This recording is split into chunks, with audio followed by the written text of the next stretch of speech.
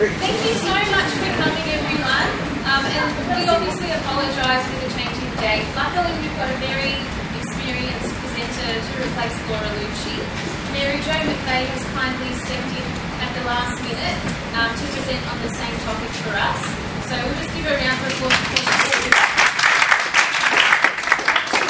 After the game. So Mary Jo is the principal and founder of Cara House, the Centre for Resilience and Recovery. She's got a master's degree in social work from Belfast, Northern Ireland, and she's been working for more than 25 years with children and families who've experienced trauma, and she's published extensively books, journals, etc., and she's a very experienced presenter. So we're very lucky to have her with us this afternoon. So I'm going to hand over to her now. Thanks, Don. Now, I'm not going to do the standing mic. Is that okay?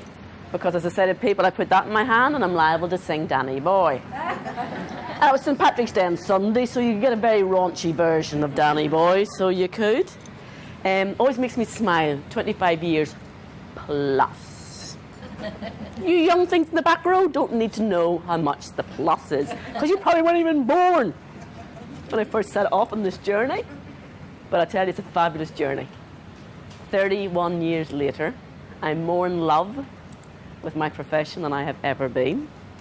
I'm in love with the fact I'm standing in a room with my peers, that each one of you choose to rise out of your bed every single morning and to make this world a better place.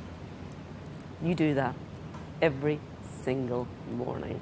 Well, 5 days a week. Hope you get Saturdays and Sundays off. So what we're going to do is we're going to leave the schools behind and the assessments that you haven't completed and the phone calls you haven't returned to Cara House. Okay? They're left behind. We're in the room together for an hour and a half.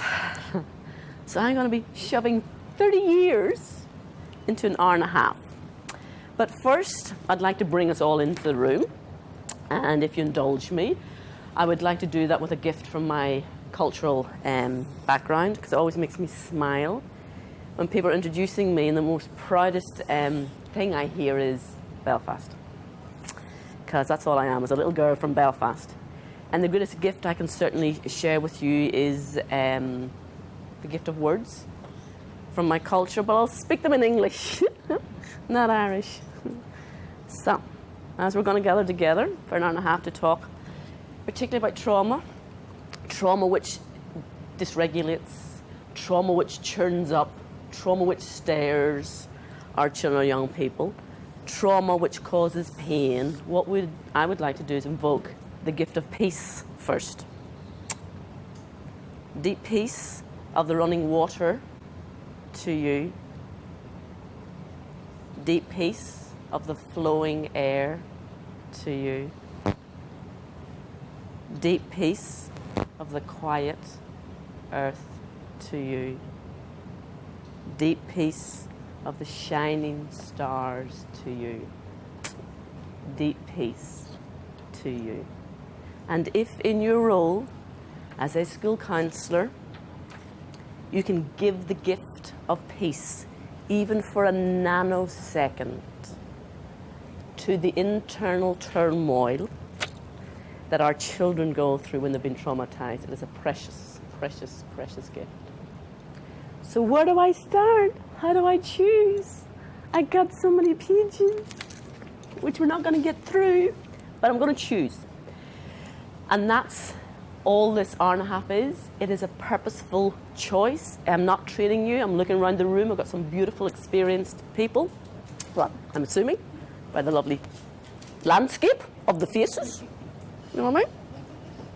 I've got others whose landscape may be a bit different. Less valleys and mountains and ridges, you know.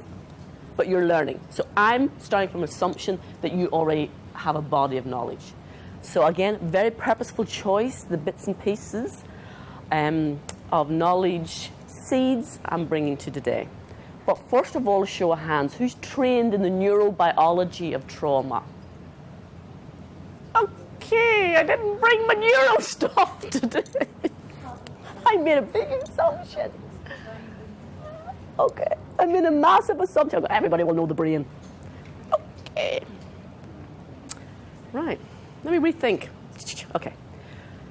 Would it be useful for you if I just, again, lay down in front of you a few little bits of ideas, and I will point you in directions for more deeper learning of what the body is telling us of what happens to children, okay? So again, just little smorgasbords. And then what I want us to do with what I'm saying is to be curious, go, aha. And in the school setting, I could do what? So constantly, as you're listening to me, don't listen to me. There's a permission and a half. Listen in and go, aha. And what can I do with that piece of information in the school setting? Because I'm not a school counsellor, so I can't train you. Yeah, I'm being a school counsellor. I can't train you on your role, but I've certainly got a lot to say about trauma. And certainly from the research on resilience, one of the main factors, resilience-based practice, is the school setting. Positive educational experience appears as one of the top six top indicators of resilience-based practice, positive educational experience. So not academic, positive school experience. And I think you're the arbiters for that. I think you can help to bridge that gap between the chair-chucking, table-upending pupil and the teacher, okay? But for me, when I think, because I do a lot of work with school counsellors, because most of the children I work with upend tables and throw chairs. That's what they tend to do to tell me that they're hurting. They don't tend to knock on the door and say, excuse me, Mary Jo, can I deconstruct the narrative of my post-traumatic stress disorder as a result of my parents' abusive parenting? They don't kind of... I usually get a phone call from somebody saying, he's on the roof and he's got no clothes on. Okay, he's got no clothes on. Children tell us with their body that their little hearts and their little spirits are in pain. This physical vehicle is what we humans walk the earthly planet in, okay? And therefore, this physical vehicle will start to tell us about what's happening trauma-wise. Very short gig on trauma. Again, advise you to go and read more in depth if you want to, particularly the work of Beza van der Kolk, John Briere, oh, divine, absolutely lovely, Dan Siegel, that kind of crowd, Babette Rothschild, beautiful work. What we know from the trauma field is they talk about two types of trauma. They've categorized it. Type 1, type 2. I love that. Type 1, type 2. I can get an A+ in any essay if I only have to study two types of trauma. It gets better. Type 1 trauma is a one-off incident. So if you're caught up in a bushfire, tsunami, something which is difficult, disrupts your developmental growth, and you certainly have effects from it, but it's your one-off. Your type 2 trauma, which is who we will be talking about today. Type 2 trauma. Don't you love it? This is it. This is as technical as I get. And this is not my technology either. That's his technology. I don't do PowerPoint. Unless you're one of my sons and I go, wet towel, pick it up now. That's PowerPointing. Right. Because I want to have a conversation with you. Is that okay? I want us to build up the story as we go along. Now, when I say a conversation, I know it's slightly one-sided. But won't you stop me? Because I'll monologue for an hour and a half. If you don't understand anything, if you're curious, because if not, and by the way, if you pull one of those faces that goes, I'll go, wow, fine. So please stop me, be curious, because the more passionate I get about this, apparently, the more I speed up. Anyway, type 2 trauma, reoccurring pattern of events.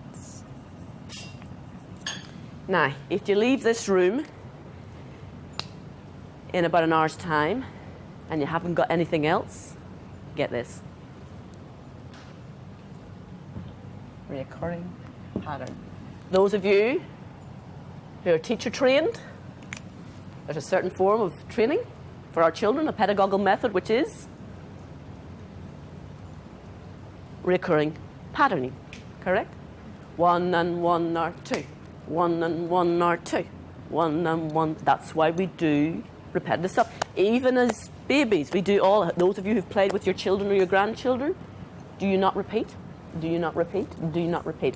And it's not because you're gorgeous and you're cuddly. Well, you're gorgeous and you're cuddly.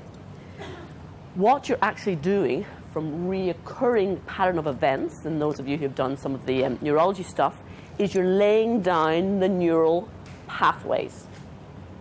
Okay? To template experience. We all learn from this. And when I really got this, not here, but here. I get lots here.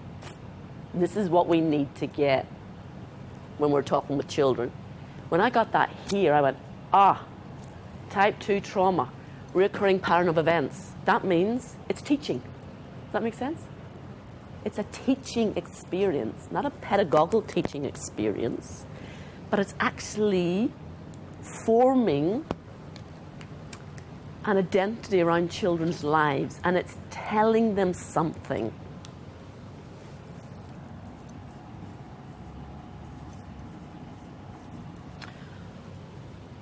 Okay, I'll pause there. What we know about the majority of the trauma that you and I would work with comes from within family. Generally, the kids we work with, yeah. Some of it is extra familiar, but generally it's within family. What we know as a species, our biological species, has chosen the family as the child-rearing unit. Anthropologically, all cultures choose the family as a child-rearing unit. Sociologically, in the current society that we live in, the choice is family, child-rearing unit. And so we as a species in the society are saying the family is the optimal place to bring up your children. It's the perfect place to bring up your children. And we as a society celebrate it. We particularly celebrate it twice a year. Mother's Day, Father's Day. Those of you who work with traumatized kids, watch Mother's Day and watch Father's Day for children in care. Watch it. As something as simple, I remember we have Pinter sitting in front of me, I will never forget it. Some people think that the trauma therapy I give is very, very complex and deep and meaningful. Yes, no. It's very, very ordinary and simple, and that's why it's so painful, I think, because it is so ordinary. This we have Pinter, and she was struggling because Mother's Day was coming up. And her big dilemma for the trauma therapist was, who do I buy a present for in the school Mother's Day stall? Because you only get so many tokens, because you only get to buy one Mother's Day present. And she's in foster care. So, does she buy for her, as she said, my mummy, my tummy mummy, her birth mother, that's what it was called, and hurt my foster mother? Or do I buy it for my foster mother and betray my birth mother? Now, what kind of ethical, moral, spiritual decision making is that to make at 7 years of age? Where do you go with that at 7 years of age? Okay? So the trauma doesn't happen in a far off land where we have enemy, which generally, particularly here in Australia, I know you had some shenanigans around Darwin, but generally your soldiers have been sent to other country to fight war. And from a sociological point of view, if there's no enemy, there's no war. So you create, enemies created. There's a rite of passage. You put on a uniform and you belong to a group. And you leave on behalf of society and you go somewhere and there's certain actions that are involved with war.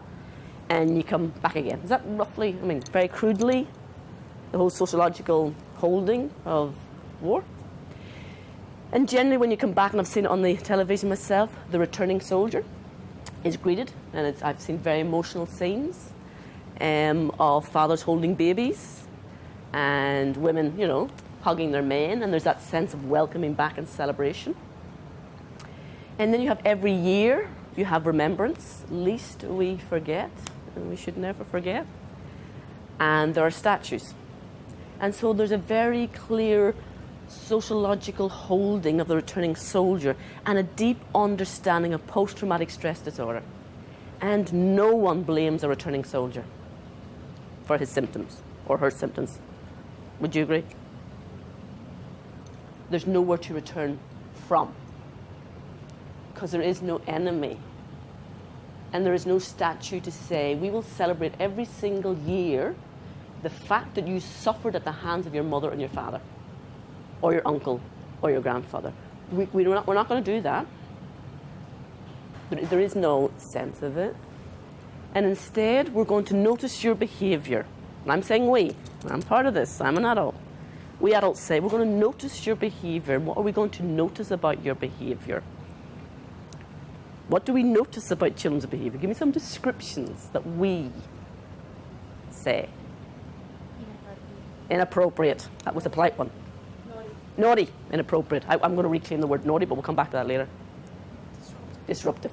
Okay, thank you. Running. Okay, so we tend to, because that's what we're seeing, and I'm not denying it, we're definitely seeing it. And yes, that one kid in a class of 30, I'm not denying that either, is disruptive. But it's the lens that we're looking through when we're thinking about children's behaviour. And so I'm going to propose that we look through a different lens, because I'm really curious at what type 2 trauma, which is a recurring pattern of events within family, says to our children. It doesn't say you are the returning soldier and you might get a medal or you might get a statue. What do you think trauma teaches children about themselves?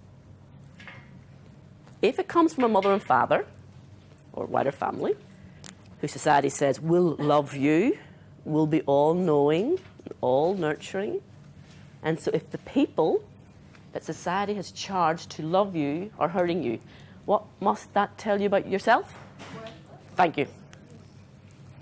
I must be having no pen. You must be worthless. Okay. Again, we're not talking cognitive. We're talking the templating that must say, well, hold on a minute. If society says that mother, father is going to look after me, there must be something about me. So, I must be unlovable. And the other thing about trauma is we tend to, again, sometimes miss the definitions around trauma. So physical abuse and sexual abuse and emotional abuse, etc., those are the vehicle of the violence. That's how violence comes towards children. They're not the source of the violence. The source of the violence, again, it's not a hurricane, it's not a bushfire, it's another human being. You will see me get ever so slightly emotional for an hour and a half. A young student said to me, Mira Jo, when do you stop crying? And I said, the day you sack me, because the world should cry. Every single day, when we know that another human being hurts another human being, particularly when life has entrusted that little body to family. So if the source of trauma is another human being, what's the message about relationships? They're dangerous. Absolutely, my love. Absolutely no. Now, hopefully, I want to be hearing cogs in your brains going, well, some might go slow, like me, a bit slower. Some of these might be whizzing away, because I want you to be going, school setting. Children's behaviours. What triggers them?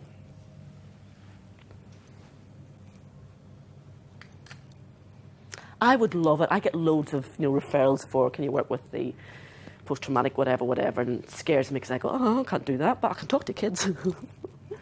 Can you get their triggers, Mira Jo? I'll go, well, yeah. Me. I go, what? Me. I'm a trigger. Foster carers are triggers. Your triggers. Teachers are triggers. It's so unsafe. And again, when you get this stuff, you'll get what can I do as a person? So this part of the gig, darling, is this is where your heart's opening, and it might be a bit ouch. That's fine. Because when you open your heart, as well as ouch, there's lots of room for other stuff to come in. The L word is going to come in. And this world, this beautiful world that should be full of peace, of flowing water and moving air, is what? Scary. Okay? So again, scary. So what I'm going to do is shift. That's scary and that's scary, but I'm going to go, as well as being scary, you cannot trust. Or no, let's say untrustworthy, actually. Let's go for there.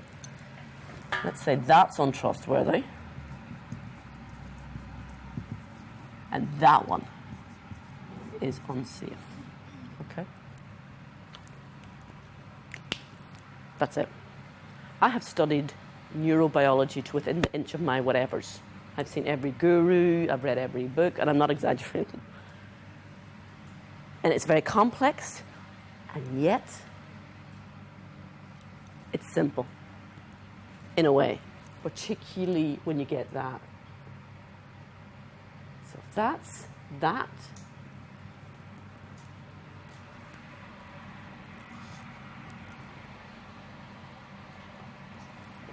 What part do we play? What we know about self-identity is it's co-constructed. James Garbarino wrote, "There's no such thing as a baby. There's only a baby in relation to someone else." And I love that, you know. The word baby defines the physical that's being held, but a baby cannot exist without other, okay? Without a parent to nurture it. And so if identity is created and co-constructed, who are the first sculptors of identity in the world? Our parents, okay? And then our siblings, and then it gets wider, and then, you know, then it's the school community, blah, blah, blah. And so there's that sense of parents literally carving out their children's reality and carving out their children's sense of themselves and relationships and the world, and therefore trauma will be carving out that message. And so I work with a lot of clinicians, and I read the clinical reports and I hold them in my head, but that's not the complete story. Because what I know is when children and young people walk into my room and there's all the labels there and there's all the words, I think, they're words. They're words on pieces of paper, or the words that leave my mouth, or the words that leave another clinician's mouth. It's not the complete story. The story is the little thing that's about to walk into the room and sit with me. And it's the same thing for you. You have such a tough gig, can I tell you? I don't know how you do it. I've just done some fabulous stuff with school counsellors, and I think I spend most of my time, don't record this, supporting my school counsellors. As much as I do supporting the children. Because some of the stuff that you have to manage, so you do. And so when they come walking towards you, you know this identity has been formed by this. But what, and this identity, as I say, is held in this physical body. So it is. And so, am I starting there? Okay, I'm going to start there. Would you indulge me? Can we go on a wee bit of a journey? A physical journey, what do you reckon? Into the body a wee bit, okay? And again, listen to me and go, oh, yeah, that's relevant, that's not relevant. Because I'm just trying to make some choices. So I'm just choosing this one particular journey. And I'm going to bring you right into the building blocks of life, into DNA. Now you're looking at me and going, hello, we're school counsellors. It doesn't say that on the flyer. She's going to talk cellular biology. We're going to go in, and then we're going to come out, and you're going to go, wow. Until you're going to go, wow. Make sure it's very, very loud at some point. The wow has to be loud. Because you are all genetic engineers. So, If you get your hands on this book, you're going to be like me. You're going to be a stalker. I would stalk this man if I could, but it's illegal, and I don't want to get arrested again. Walking past bookshelf one day, and this book literally, and I have this thing happens to me. Books fall off bookshelves at me, and I'm not exaggerating. I'm going, okay, who pushed that one out? And there it is, and it's called The Biology of Belief. I'm thinking, oh, no, how can you resist that? I can't. Two of my favourite things in life are biology and belief systems. Put that into one title. I takes it home. Says me, this will be a good read. It's The Biology of Belief. It's a book on genetics. I'm thinking, I didn't read the small print. I want to pick that one up. Bruce Lipton. If you get your hands on any of Bruce's work, it's just, oh, beautiful. Sent by the angels, this guy. Bruce Lipton, Lipton. Is that the same as the tea bags? Yeah. There you go. So it's two books, Biology, Belief, and what's the other one? I should know, I've got them on my bookshelf. I've also got his CDs. See, that is stalking. I've got his books, his CDs, and a DVD. I just don't have the apron yet. I can do this. I can get the, a T-shirt. I heart Brucey. Wouldn't be a good look. It's beautiful. It's beautiful. He was a geneticist, and he taught at medical school. He taught doctors in genetics. And I'll just read you this one wee part. He talks about his research and his self-confessed life-changing moment when he realized that a cell's life is controlled by the physical and energetic environment, not by its genes. And I'm going, Brucey, what were you smoking? It is a single cell's awareness of the environment, not its genes, that set into motion the mechanisms of life. Who here studied biology 20 years ago, 30 years ago, maybe 40 years ago? Who here studied Mendelssohn and his peas? Now, that monk should have been something else. He should have been praying instead of doing things with peas and crossing. But we were taught genetics is predetermined. It's fixed. I'm the generation of fixed. That's it. There's a whole genome project, blah, blah, blah. But Bruce's research is going, a cell's life is controlled by the physical and energetic environment, not by its genes. And this is where we all come in as genetic engineers. I also then went further, because when I hear one idea, I just have to buy 6 million books, because disbelief's a healthy thing. You got to read and read and read more. So I didn't say that as well, did I? You're not to believe a thing I say. I should have said that at the beginning. Don't believe a thing I say. Go out and try it for yourself and read it. I read also Greg Braden's work, and I got to see him speak as well. And one of his books is called The Science of Miracles. I said, how can you put those two words together? I got to read that one. And he looked at different research about DNA and how DNA communicates with the environment. Just tell this one piece of research that just blew me away. They took a vacuum and they sucked everything out and just left the protons. And they put human DNA into the vacuum. You know the beautiful shape of the double helix? The protons started to form the same shape as a double helix. So we're into this beautiful waltz with human DNA. And they took the human DNA out and the environment stayed the same. And so the human DNA is also communicating with its environment. And so cellular biology, research of Bruce and others, have shown us that the membrane of the cell is what regulates the cell biology. And it's not just chemicals that go across the cell membrane. Energy goes across the cell membrane. And anybody guess? Besides I'm born in the 60s and I'm a hippie, so I can talk about energy. All right? Biologically, what do you think energy is? If chemicals are what's food and drink that comes into the body, what comes into the body is energy.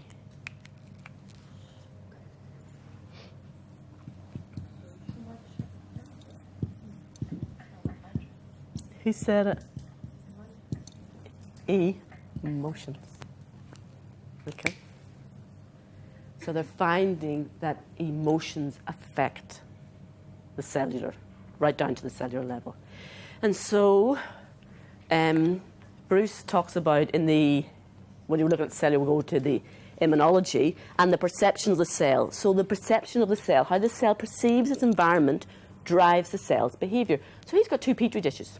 Trust me, this will make sense. You're thinking, I'm a school counselor with 13 and 14-year-old boys. They're on the roof naked, Mary Jo. They're naked. I need to get them off the roof. Oh, they're letting the fire extinguisher go. She's talking about DNA. Bear with me. Have I got time? Keep checking your time, MJ. Bear with me. Stay with me. Because I've got to bring you there, because it'll make sense. So, he has 2 petri dishes, and he puts this is all human DNA, into 1 petri dish, and he puts nutrients in. And the DNA goes, like that. I'm going to, chill out here. Well, actually, no, it didn't shake its ass. Just said it moved towards the nutrients. Put toxins into the petri dish, and the DNA went and moves away. So from a cellular level, your cells move towards nutrients and growth and move away from danger. So it's either growth or protection. Listen to that. See, this is our work. Either growth or protection. You can't move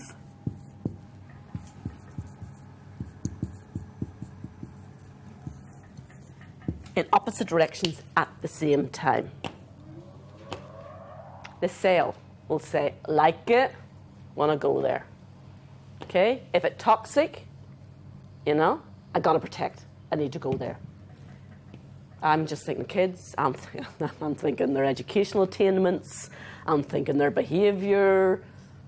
Okay, I'm already there, even though I'm still with my cells. So I am. But that's why children behave like they are. They're actually protecting themselves. They're moving towards protective modes. Not helpful. It's not helpful smashing up classrooms. It's not helpful cutting yourself. Not helpful. But they're protecting themselves. Their wee body is going, I don't like this, I don't like this, something is scaring me, I need to protect. And we need to work with that energy, not against it. But I've jumped ahead a bit, but I'll get there. So, they're saying, okay, energy also crosses over the cell, and what does that mean? So, how do feelings move to be energy in motion? So this is all proven stuff. This is pure science. This is hard science, and the discipline is now called epigenetics. It's a discipline. The lovely woman here who won the Nobel Prize for her biological research. Yes. And when she was interviewed. Fiona. Yes, thank you, Fiona. I always Fiona. Thank you. I love you lot. And what did she say when they asked her what's her next area of interest in genetics? She said the effect of emotions. That was her next. So the Nobel winners in science are going, hold on a minute, there's something in this. It's not just chemicals which affect our DNA. It's energetic, and energetic is emotions. So experiments. So for example, they looked at the fact that when you move towards protection, if you need to protect yourself, if there's danger here, okay, you're not going to go into growth. Danger says I need to protect. So it does. And your body starts to react in a certain way. So they, as well as moving towards the toxins, the chemical toxins, they did things like they got human DNA, and they asked the recipients just to feel certain emotions. So not to do anything. So didn't put them into danger, asked them to feel certain emotions. And there was a pot of emotions which caused the DNA to constrict. Remember that shrinking, constriction. Isn't that interesting? When we're all in danger, what's the first thing we do? When we're in love, we expand. Your cells do exactly the same thing. So the cells restricted. And when the cells restricted, the shape, for example, was like a key. It wasn't like a key, it was like it couldn't fit into a certain keyhole in the biology. They asked the human recipients to feel certain emotions, and the DNA loosened and created the shape of the key, and the key fitted into the keyhole and unlocked the immune system. Loose DNA forms the shape of a key, which unlocks the immune system. So I went in research of the trauma stats, because I thought there's got to be trauma statistics around health, correct? I found loads and loads of population health. So if you look at population health, the number one cause of people using health services is stress. Stress-related illnesses are our number one internationally, not just here in Australia. The Yanks, massive. So stress is causing physical health. So the stats are there very, very clearly. But I couldn't find the stats in the trauma population. I found one small piece of research, and it was in Victoria, and it was with women who had been exposed to domestic violence. Now remember, we're talking about the immune system and how trauma, ongoing, compromises the immune system. And they found that women escaping domestic violence had higher levels of autoimmune diseases and cancers. So that is actually what I found, one piece of research in our field. But in the general health field, it's now a fact. Stress-related illnesses compromises the immune system. The DNA, which loosened to create the key, that human donors were asked to feel certain feelings. What do you believe creates feelings of growth? Feelings. Which emotions? Mm-hmm. Love. I always wait for my first person. Because everybody's sitting there going, I'm not going to say it, no, I'm not going to say it, no, I'm not going to say it. Oh, you're the hippie, you say it. No, I'm always saying it. Love.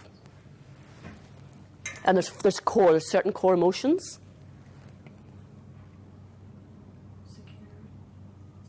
Security. Again, that's a sense. So emotional security. So what type of acceptance? Yep. Which is in on the love. Again, they clump them. So they were kind of security, and I would clump in around love. So I'm going to put those all together. Belonging there as well. Yep. What pop in belonging.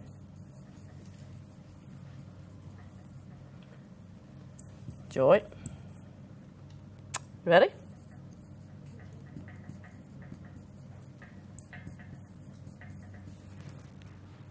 Gratitude and hope. Joy, love, gratitude, and hope. They are the four. And again, lots of things. We can cluster certain experiences around it, but those are your four core. And I've got some stunning research in gratitude and hope. Wow. Anyway, these emotions loosen DNA, which open the key to the immune system. Guess which emotions lead us into protection, constrict us? Fear, anger. You got anger. Good. That's fear.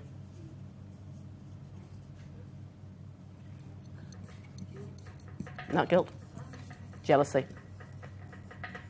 Look at that one. Revenge. So again, you can cluster different emotions like your anxieties, etc. So you can cluster different emotions. These type of emotions restrict you. Restrict your DNA.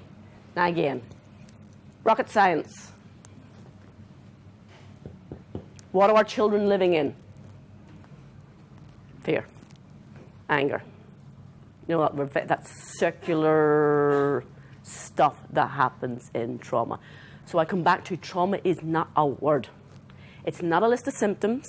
The list of symptoms are what we are seeing. ADHD, ODD, X, Y, and Z. I don't know. You know what I mean? I'm on camera, so I'm going to be polite. Really? That's not it. They are swimming in this toxic energy, biological energy, which is making them feel unlovable. Relationships are untrustworthy, and this world is unsafe, and it is compromising their health. I'll just tell you, I've got loads of different experiments, but I'll just tell you one about and I don't know how this passed the ethics in the university, but it did. They got groups of couples and split the group in two, and they sent the couples away for a weekend, and all the couples got a cut on their hand, exactly the same size, same depth for the control groups. One group of couples had to go away and focus on everything negative in their relationship. I wouldn't have stuck my hand up for that one, personally. The other couple had to go away and purposely focus on everything loving and kind, and had to do loving and kindness practices with each other. Came back, all the couples who had practiced loving kindness, the cut had healed, all of them. The couples who had to practice, all this, The wound was still open. Not only that, there was a chemical present, which was the anticoagulant. Thank you. So again, from a biological point of view, the cells were saying, not liking this, not liking this, not liking this, not liking this. And it was compromising the immune system. So that's just one tiny experiment. We're keeping kids in the family because the family's the best thing, but if they're in a constant situation with fear, anger, jealousy, revenge, and the people who are looking after them can't kind of fix themselves and make a difference, why do we keep them in there? Thank you. So you do realise I'm not going to answer all your questions. But you've answered your question with a question. Because again, controversially, and apparently I opened my mouth and said controversial things, which I did last week when I was doing a talk like this. I don't know if it was at that meeting. And I said, give me the source of the violence. And people went, but what is our number one killer of children in New South Wales? What are our child death reviews showing us? Domestic violence. Our children are most unsafe in their home with their father, stepfather, brother, uncle. Now, to the men in this room, I will say to you, you have to sit in discomfort with the stats around your gender. I can't rescue you from that. But what I can tell you is the majority of men are not violent. But the violent few send up this message about your gender. And my hope for the future is our non-violent boys.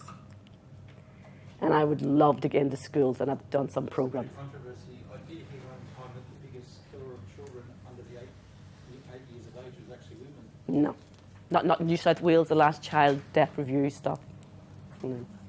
If you look in the child death review, yeah. It's in the home. Domestic violence. So, my thing is, let me work with people who put violence into the world. But anyway. I've started doing some training around that. Because if that's the source of the violence, let's stop it.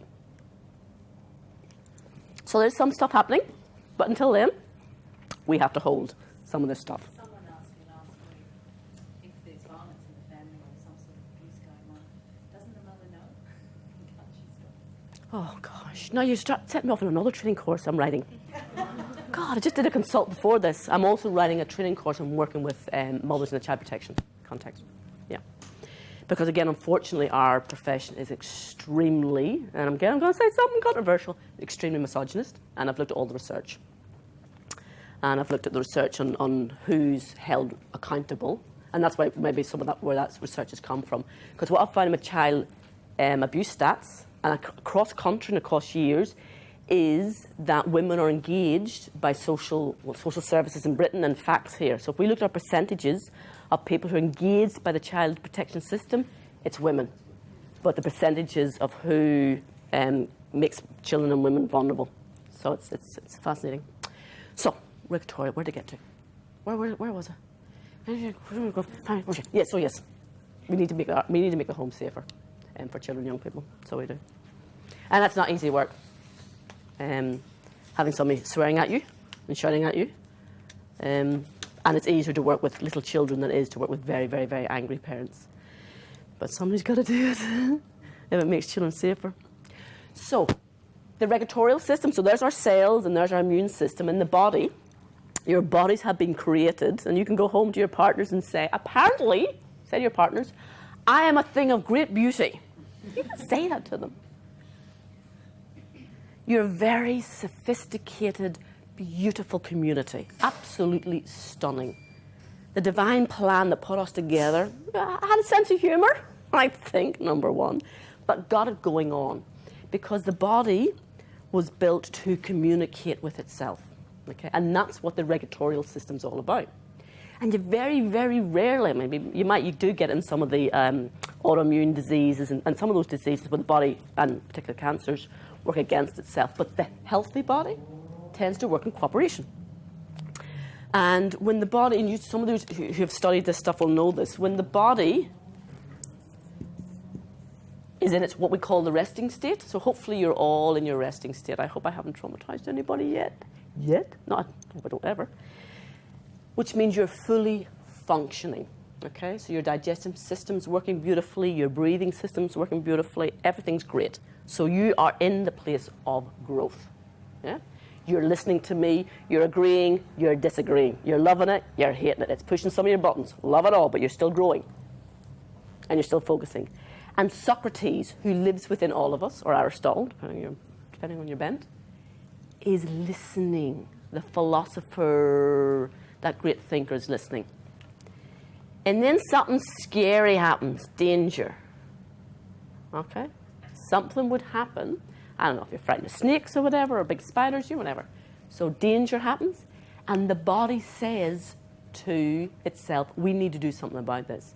Because if the philosopher was in charge, what would happen? Snake's coming towards me, I'm chilled, I'm growing, there's a snake. My philosopher would want to do what? Have a conversation. Correct? And what would happen to my body? My body would be dead because I got bitted.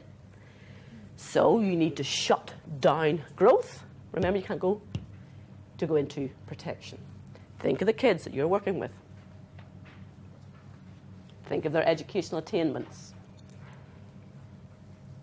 And you go up to what they call the arousal state. And what do you do with danger?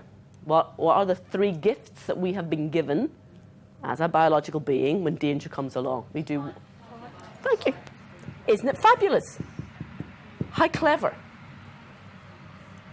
And again, we misunderstand this when we're working. Again, I work with a lot of teenage boys who express themselves very violently. That's my gig. I work with violence.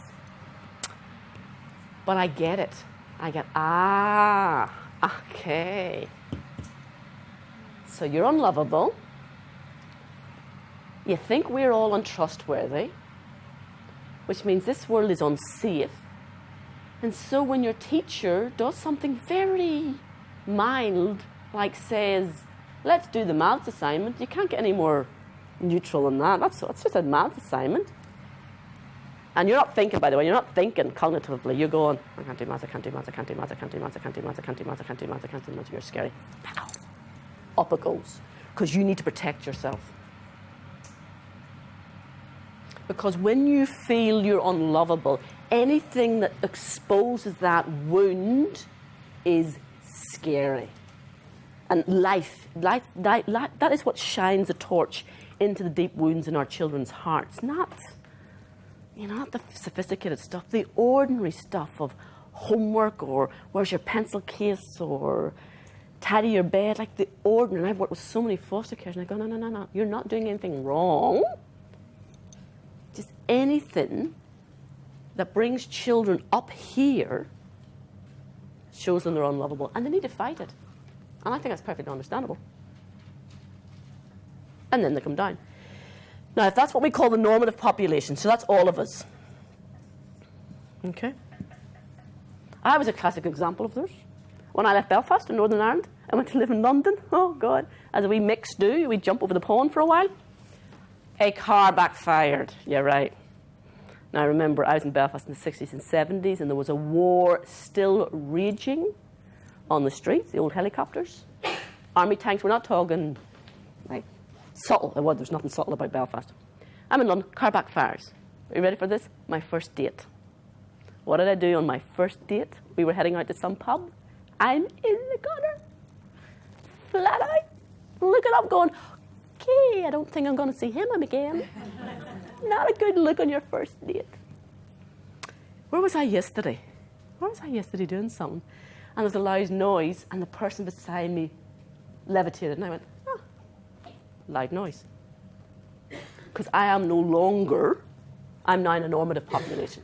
Do you know what I mean? My biology is now in a normative population. But it was from a traumatized population. So where do you think the resting state of the children we work with is compared to us? If we're here, thank you, love.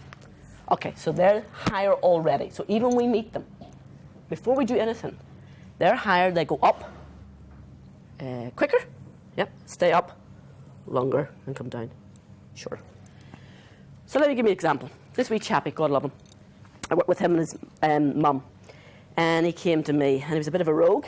And they basically said to me, you're our last chance before we do the medication. Oh, charming. So I'm chatting away to him, and I'm curious about this, and I'm curious about that. And of course, him and his mum had escaped great violence. And they were safe, etc. But again, I knew he was a traumatized kid. And he talked about, I said, so tell me the last time you went off. You know, just, I always talk about the last, the worst. The first, the last, or the worst. You know, just to get a handle on what's kind of going on. And he described this session where they do a maths assignment. He said, that would be traumatizing me. I'd be going off. And the boy, so anyway, you mark your own, and the boy in front went up and handed it down. And say the boy in front got 75, for example. And then he comes up behind, and he'd got something like 65. So not as much as the fella. And the teacher said something, compared. Now again, teacher's not wicked, evil, awful. We're ordinary people, you know. The amount of us who've thrown comments out of our mouths and never thought. Teacher must have said something like, oh, he got 75, you got 65. To which the boy went, F you, upended the table, all hell lets loose. So he's up there. So it takes the smallest thing. Does that make sense? And that's just, you know the examples of stuff yourself. So again, the use of this for you in the school setting is exactly that. It's to stop and think about the behaviours, not to excuse them. I'm not into excusing behaviours that make children unsafe from themselves and make others unsafe. We've got to do something with it. So, for example, with this wee chappie, how I worked with him was with, I said, so tell me about that you upended table. Yeah, how dare he, you know, compare me, blah, blah, blah, blah. And I said, okay. So I'm hearing you tell me he's comparing you. That's right, and he's no right to compare me. And I'm listening. So he's got no right to compare you to another person. That's right, and how does he know me? I said, okay, pause. I said to him, sounds to me like you've got a really strong sense of justice. And this kid looked at me as if you've got 3 heads, not 2 heads. Where's the anger management chart, Mary Jo? He's waiting for me. Where's the stickers? Where's the stars? Why are you talking to me about my sense of justice? Because he was waiting for punishment from me. Because he just told me he'd upended the table. And I said to him, it sounds to me like you have a strong sense of justice. And after the initial shock, he went, that's right. And so we had this conversation about comparing people and how can you compare and where does justice come from and where do you learn about your code of honour, blah, blah, blah. And then I said to him, so Sammy, you tell me this, blah, blah, blah, blah, blah. And he said, yeah. And I said, so, what do you reckon happened to justice when you upended the table, hurt the teacher, and scared the other kids? And he looked at me and went, I wasn't being just, was I, Mary Jo? And I said, no. So are you prepared to work with me on being a man of justice? And he never upended the table ever again or hit another kid. So I'm not into being soft with behaviour which is hurtful of others, but I know how to work with it. And when you work with it from a place of compassion, informed compassion that goes, he was fighting. That's what he was doing. Fighting for his honour. Does that make sense? Yeah. Then you go in the doorway called compassion, which has to be trauma-informed, which is very different to anger management door or punitive door, because that's behaviour first. It's not in right here. Because if we don't work with the biology, we're working against the biology, and then we're just keeping it up around here. Took me a few years to get there, folks. I was trained with it into my life in behaviour modification. So it was. Anyway, don't do it no more. Don't do it no more. Do you find that's a common pattern? Do you find it's a common pattern with kids that have been traumatised, that they have that strong sense of justice, and that's what sets things, okay, yeah. Oh, yeah. And so a lot of adults who use violence, and again, that might sound bizarre, again, because I've studied stuff around people who use violence, and they have a very strong code. You know, you don't just shoot somebody for the sake of it. Well, some people do shoot somebody for the sake of it.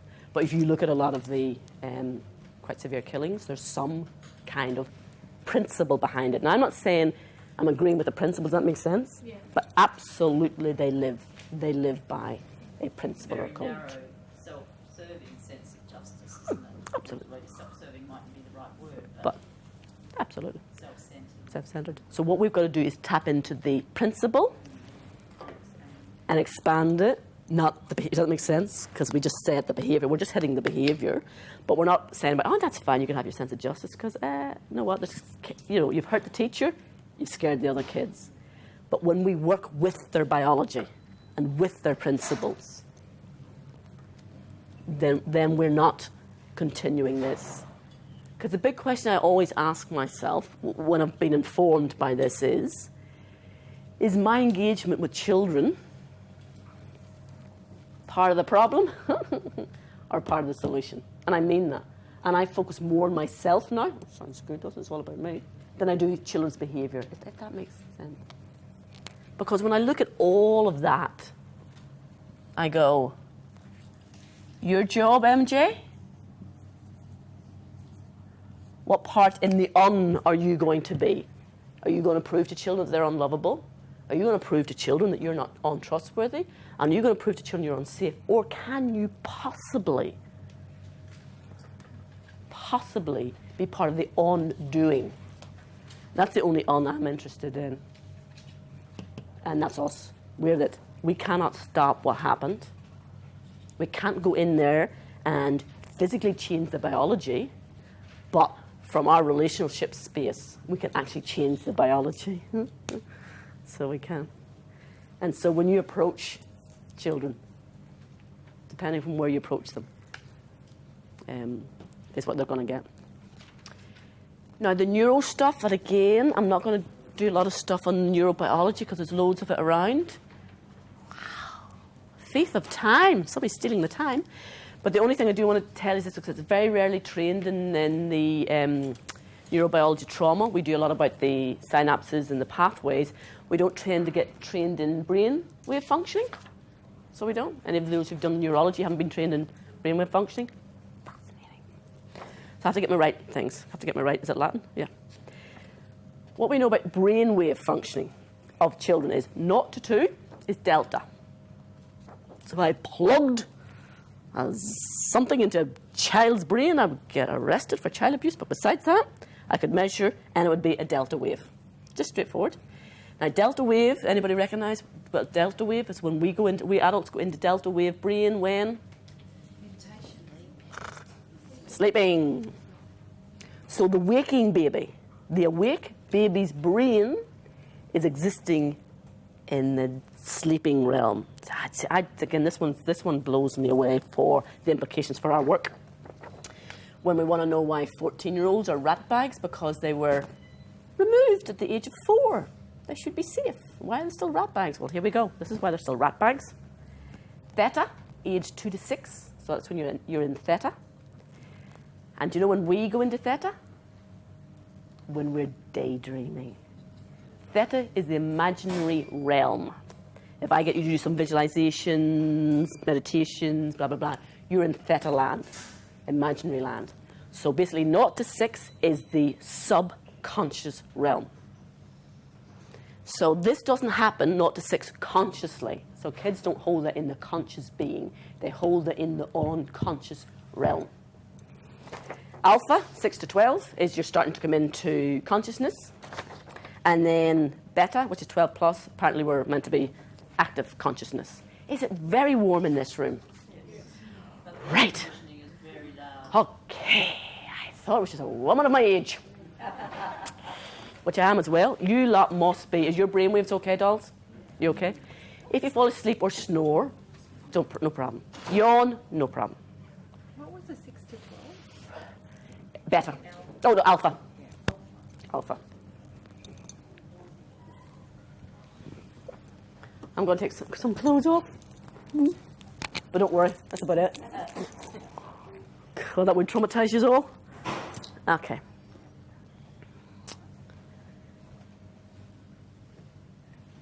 If I hypnotized this room, I don't have the skill to do so, but if I hypnotized an adult population, you would drop back into your theta.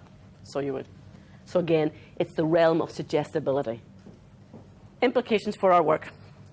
Somebody tell me what you think the implications for our work with traumatized children, if 0 to 6, is the realm of suggestibility in the brain.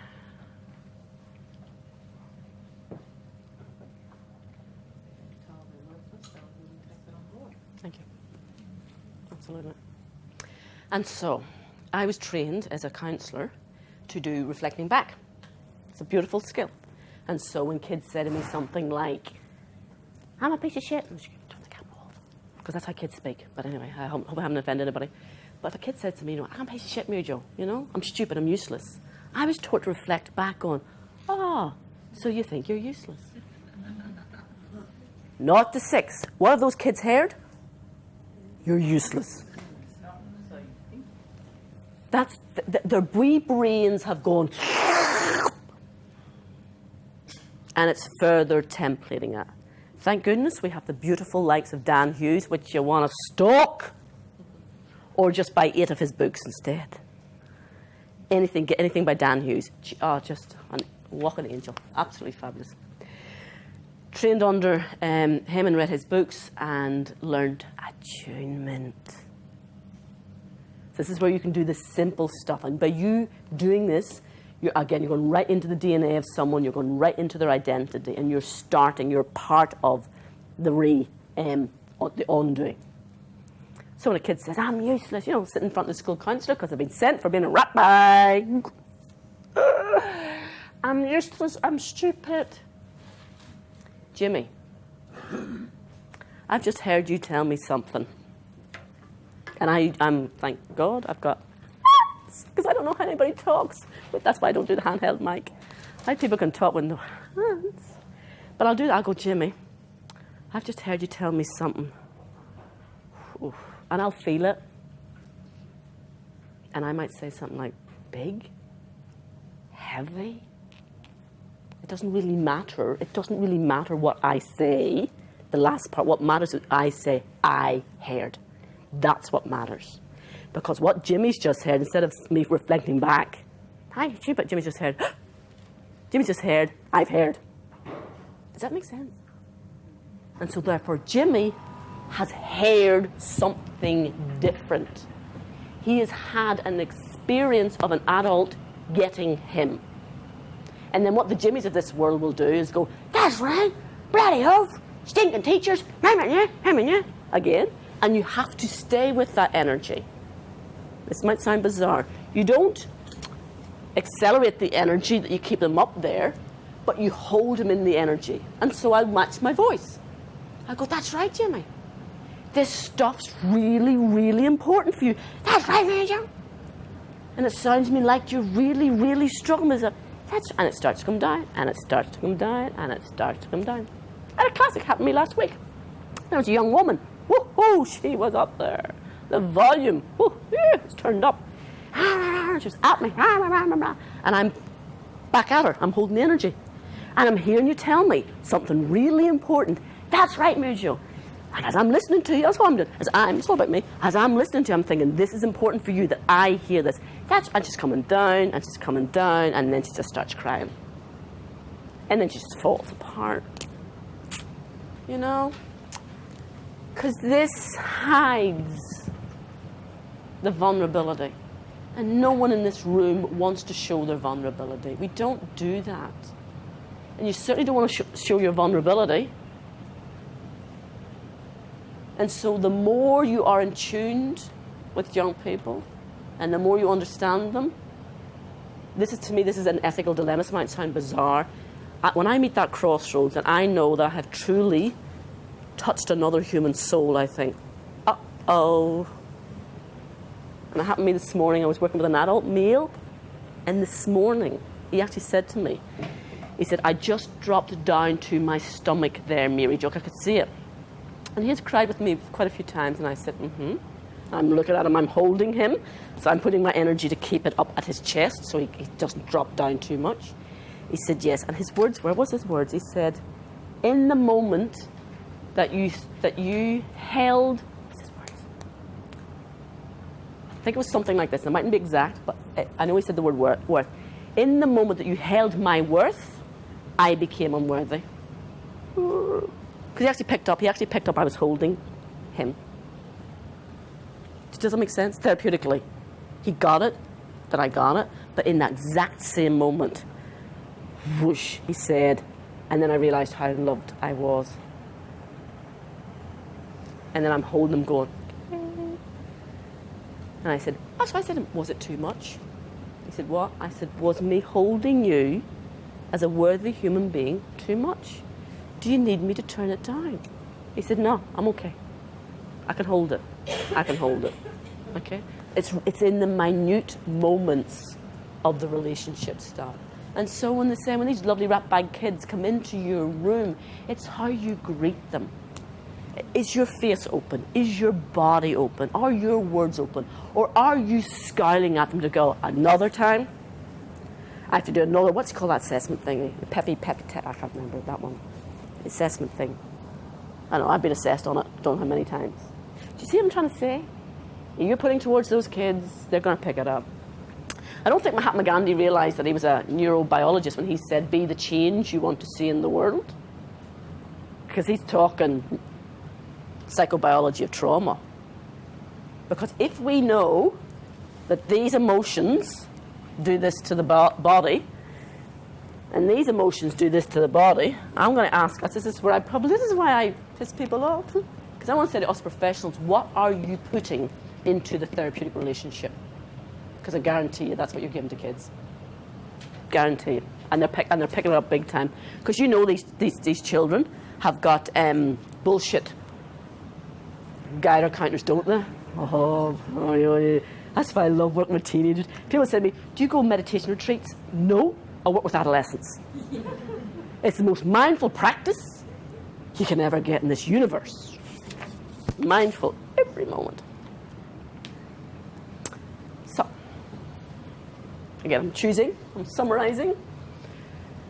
What we do know about this pattern, if it's repeated, the body, so we've come out from the cells, regulatorial, the brain, everything, has been set up to perceive the world in this way, correct? So if they know this is what danger is, they're going to be looking for it, they're going to be perceiving it, and they're going to get ready. So therefore their lens is like that. So part of our job, as I say, is to undo it, is to give experiences other than. Because I don't know about you lot, but I can't take away the pain that happened to kids. I can't do that. I thought I could do that when I was 22. Ouch. No, I can't. But what I can do is sing a very, very, very different song and invite them into different ways of seeing the world and being. That's why you can't do this stuff when kids are unsafe. I will not process trauma with kids when they're not safe. It's just not fair. I just don't do it. And that stuff about how you see the world and then what we put into our children's lives. So there's a couple of pieces of research. I'll give you one, two, perhaps. They got a group of people who had been diagnosed with depression, so you're full-blown diagnosed with depression, and a group who had no diagnosis of depression. And they showed them sets of slides. Equal amount of slides of weddings and funerals, okay? So 10 weddings, 10 funerals, both groups were shown exactly the same slides, and then they were asked to score the amount of slides. The depressed group scored most slides were of funerals. Now that is definitely what they saw. Does that make sense? They weren't lying. That's definitely what they saw. The non-depressed group, the happy chappies, saw more weddings. How you perceive the world is exactly how you see it. Okay? And if your world has been set up to be weary of relationships because they're scary, then you're going to be looking for it and you're going to see it. So I'm back to what can you do in school settings? You. You is what you can do in school settings. How you talk to children, how you talk with them, and how you talk to teachers about them. It's a tough gig, and I know that, because I say people keep thinking I'm a aging hippie, which is probably right, but it's the only way forward. It's the only way forward. Questions, musings, observations, or you think, woohoo, she's lost the plot, because I'm about to bring you into the heart in a minute, but before I bring you in there, because I really have lost the plot. Any questions? A bit about the brain, a bit about the regulatorial system. Oh, actually, I'm going to bring you to the tummy first. And then I'm going to bring you to the heart. Forgot about the tummy. gastro-wisdom. And it's not something you do after you've been eating too many beans. Anybody been studying gastro-wisdom? You're going to love this. When you hear the word neuron, you all go, I know what that is. That's the thinking cell. You know, they kind of go, oh, I'm smart. Lots of neurons. We talk about them firing, wiring, doing strange things in the brain.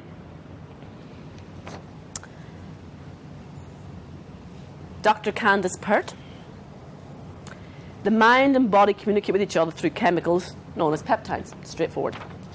These peptides are found in the brain as well as in the stomach, muscles, and all major organs. For instance, a memory associated with food may be linked to the pancreas or liver, and such associations can be transplanted from one person to another. That's interesting. So Candace is saying the stomach remembers that she's lost the plot. So, the neurologist Dr. Leopold Achenbach discovered over 100 years ago there's a complex network of nerve cells like those in the human brain exist in the intestinal tract. The German scientist Prinz, P-R-I-N-Z, said the digestive tract is made up of a knot of 100 billion brain nerve cells, more than are in the spinal cord. The article suggests that the cells may save information on physical reactions to mental processes. Any expressions that are associated with the tummy can you think of at this present moment in time? Butterflies in my tummy, and there aren't butterflies there. And when do you get butterflies in your tummy generally? When you're anxious, nervous. Thank you. How come an emotional experience is registering in your stomach? Your stomach's thinking it and feeling it. It's a neuron. It's thinking. Other expressions? Somebody said to me, do you want some cake? And I said, I can't eat before I talk. Okay, so again, from now on, and you have a gut feeling, or your partner says, I've got a gut feeling, you go, no you don't. You've got gastro-wisdom. And they'll think you're really dead smart. They'll be, or mad. Smart or mad. They live very close together, smartness and madness. Think of the children we work with. Again, fabulous to work with boys, again, because I mostly work with boys who are physically aggressive. Getting our boys into strength, and into strength of the core, and thinking from a place of strength, which is non-violent. Fabulous. Fabulous, fabulous, fabulous stuff. Somebody stuck their hand up. So they get that sinking feeling. Sinking feeling, that's it. So from now on, it's thinking. And I, again, since seeing this stuff, I start to talk to kids like that. I say, what's it telling you? What's it telling you? What's it telling you? So I get them to listen to the entire body and which one they think they should be listening to and which one not. Because again, a lot of the boys think here and they go, man, he was sassing me, whatever. So I just punched him. I'm going, okay, sweetie, okay, let's do something. Your stomach's thinking you're unsafe, but punching, okay, we got to do something because the stomach can't keep punching people. So we don't deny it, but we work with it. We work with it a lot more. And when you get them into their body, it's fabulous. Fabulous, fabulous, fabulous. So it is. Okay. Cardio wisdom. Okay. This is the one you're just going to love. This is one you're going to think she's definitely lost the plot.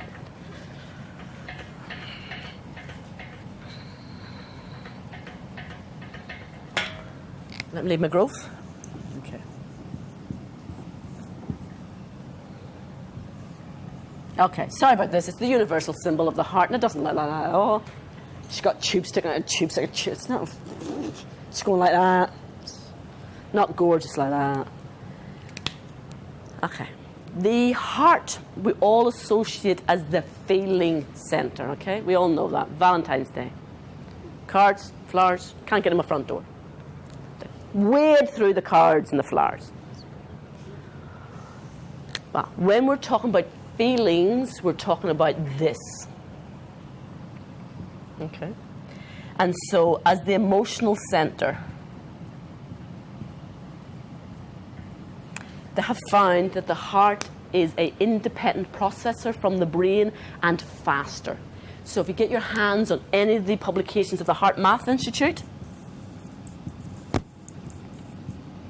www.heartmath. Is it .com? I can't remember if it's a dot after it. But it's HeartMath. They've particularly done a lot of stuff in schools. There's loads of their publications, particularly on educational stuff. I've read one or two of the educational ones, but it's not my bent. So it's not, and they've had incredible success with kids. And so they have gone through there.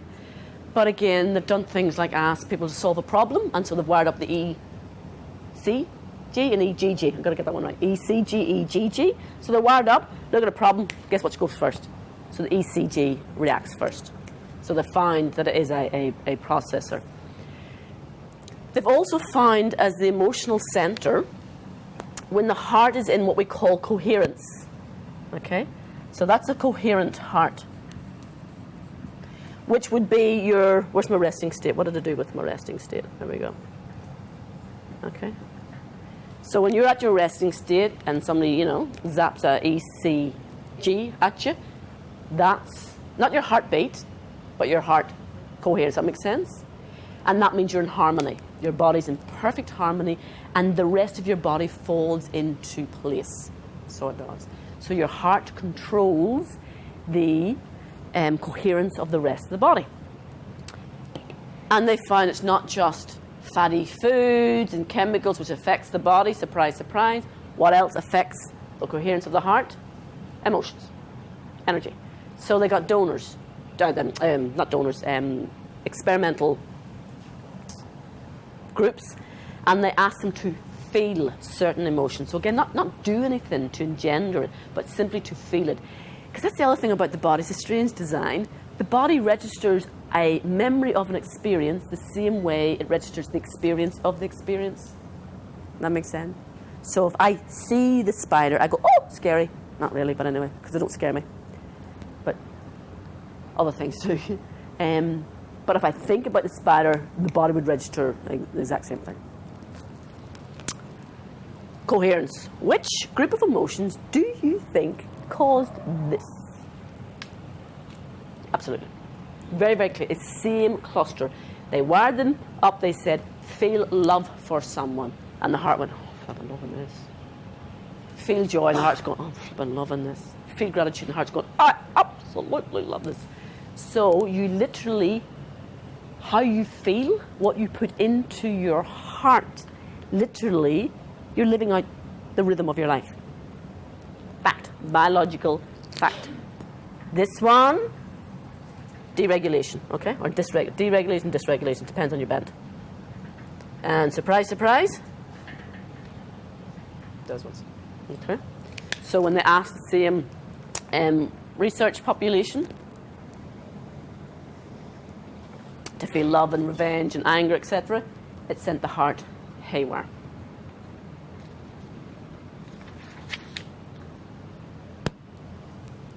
So your heart beats out these emotions. Your heart also thinks. So it's an emotional center and a thinking center. Because they not only found the billions of the neurons in the intestines, where else did they find the neurons?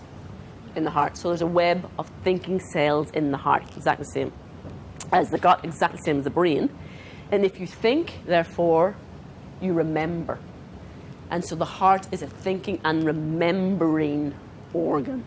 Some of the research that they found when the cardiologists and neurologists got together was fairly interesting, and I'll just tell you one story, or maybe two. This guy who was he was either a chippy or a plumber, sparky, some ordinary bloke, heart transplant, starts to play the violin. He'd never picked up a violin in his life. And the guy can play Rachmaninoff. Guess which instrument the donor of his heart played, and it wasn't the drums. He had the heart. His heart donor was a violinist.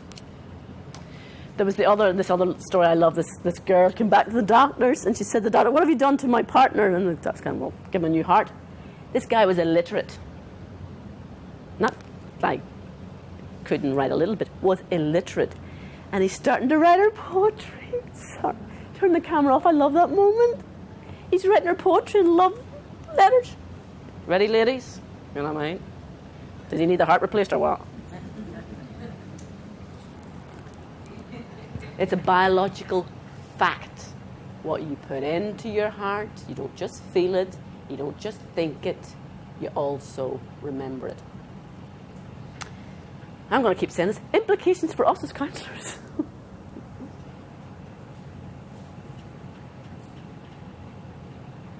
It gets better. Okay, let me ask that question in a minute. What I've also found, and this is my final bit of oogie boogie, where you all think, oh my God, she's lost the plot, bring back Laura Lukey. They have found that the heart is an electromagnetic field. So when they measure the ECG internally in the heart, that's what they're measuring. They're measuring the electromagnetic pulses. It's quite simple, you know that. It's not controversial. But they've found it comes outside the body. And so your internal heart variability is your external heart variability. And so what you put into your body, you send out into the world. Anybody know any expressions? Again, we talk about them as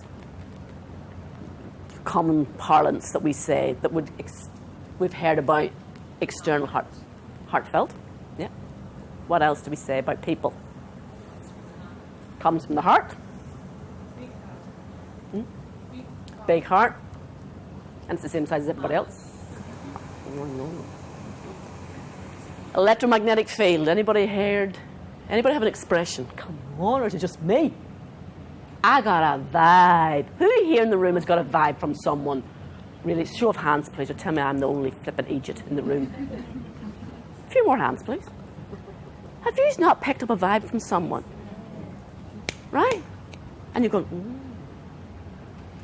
And you know what? The more you practice this stuff, the more you can read vibe. And everybody thinks, ooh, oogie boogie. People can read auras. People can read someone's vibe. Yes, no. It's like any muscle. Athletes exercise their muscles. Athletes have well-formed muscles. You exercise this, you're going to have a bigger, larger, more coherent electromagnetic field. And so the Heart Math Institute did some fascinating research where they wired up couples, for example, and couples who lived in long-term harmonious relationships have the same coherence. It's absolutely beautiful. And there's one other experiment nearly brought me to tears. A wee boy and his dog, and the dog was called Mabel. I can't remember what the boy's called. And they asked the boy to feel love for Mabel, not necessarily do anything. So he had to feel love for his dog Mabel. And Mabel's heart coherence started to match the little boy's. And they asked the little boy to feel annoyance for Mabel, and it went off. So again, it's back to Mahatma Gandhi and other great thinkers of our time. They did some research on counsellors, therapists. Surprise, surprise. And you know the research that's already been done on meditators. You know all about that, don't you? The brain research is so that people who do long-term meditation, that part of their brain, which is more the calm point, or it's the G point, the God point, is more developed. And in athletes, the part of the brain that controls muscles is more developed. So the more you meditate, the more your capacity for calmness is actually established biologically. The more you practice empathy and compassion and joy and love and all that type of stuff, the more it's actually in your biology. And the more you put into the electromagnetic field of others. And so others can pick it up. When I was fabulous. We didn't even get to the second half. When I was 14, 15, 16, I'll end with a little personal story, because you're not allowed to do that in a professional context. Oh, look, I'm breaking the rules. That's a shock. I chose to join the peace movement in Belfast in the 1970s, when people were killing each other. And myself and other young people, we decided that we didn't want to be part of murder. And one particular time we went to Cormila Peace Community, and someone came to speak. So we had international speakers who would come over. And this person came to speak, and my mother still talks about it, so I'm now 51, so this is way, 30 years plus. And we got to hear this person speak. And there's a couple of things I remember. One thing I remember about her speaking was, I can't remember a lot of the content now, but the thing that blew me away the most was she talked about her humility in standing in front of us. And I thought, oh, sweetie, I think you got that wrong. Because 2 days beforehand, a nun had told me I was nothing but a dirty Belfast stone thrower who was good for nothing. So I'm thinking, well, one of them's got it wrong. So there's this woman saying how humble she felt in front of us and how inspiring this bunch of ratbag Belfast kids were. And then she comes down to kind of walk among us, and I got to meet her. I was fortunate enough. And she was about tiny, the most tiny little thing I've ever seen, with skin which was like the wrinkles, the folds were nothing normal, and blue eyes that you could swim in forever. And I stood beside her and I was talking to her for, it felt like forever, but it was probably a couple of seconds. I remember coming home to my mum and going, Ma, it was like, I don't know, being in a warm bath. What? I said, I don't know, it was just like, I was standing beside her and it just felt so, and my mother said, what? And I said, well, I didn't say electromagnetic field then. I said, I think I was standing in the presence of pure love. Yeah, right. What have you been smoking? 15 years of age. Get back to your books. Study, become a bank assistant or something. It was Mother Teresa. So 30 odd years later, I get the biological, the scientific explanation for what I know to the very core of my DNA I was standing in. And that was planted in that little girl years and years and years ago. And it took the clinical journey, and I've done quite a clinical journey, to come to the science behind the power, the technological power that each and every one of you have got to undo some of this. Every second you have an opportunity to do it. That's all I wanted to say for an hour and a half, basically, was every second you have an opportunity to undo this. Guru Mayagat, thank you for listening to me ranting and raving for an hour and a half. Do you want to ask me any questions? You see why I had to choose? You see why it's a very purposeful choice? Because all knowledge, by the way, is choice. There's no such things as facts. It's all political. People choose what to put in front of you. I'm choosing certain stuff. It's not true, just choices. Go away, have a think about it, read more, question it, ask me any questions, ask me for references. Tell me to sit down and shut up. Tell me to sit down and shut up if you need to. Any questions? Any questions? No? I just want to say on behalf of AGCA, thank you for coming today No and putting problem. biology into context for some of us who don't have great science backgrounds, and helping us undo those things that are not helpful for kids. For me, I personally take away a new framework for feeling anxious, which is, what is it, gastric wisdom. So, Good. Yes, it speaks to me. So thank you very much. Oh, thank you, That's a Darren. gift. Thank you. Thank you. Thank you.